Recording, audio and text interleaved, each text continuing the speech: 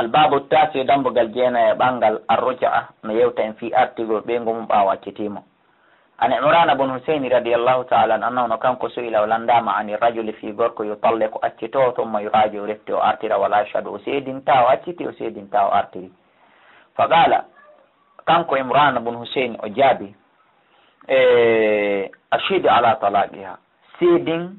أتشتو غول مونغول وعلى رجعتها أرتي غول مونغول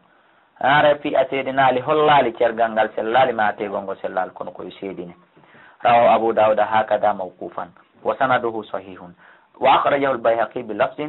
أن عمران بن حسين رضي الله عنه سئل ولندام أما راجع امراته في يوم أرتل بينهم ولم يشهد أسيدنا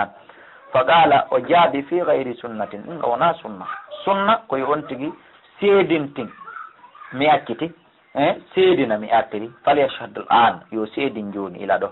وزاد الطبراني في رواية واستغفر الله يو إنسنا نقدي الله سبق تايكون أبوني ندون يواد استغفر الله وعن ابن عمر رضي الله تعالى عنهما أنه كان لما طلق امرأته ثم لأكتنا دينه مكو قال النبي أنا باجم صلى الله عليه وسلم ما كان لأمري مره يمر فليراجعها يواتر متفق عليه حديث أنك فرطنا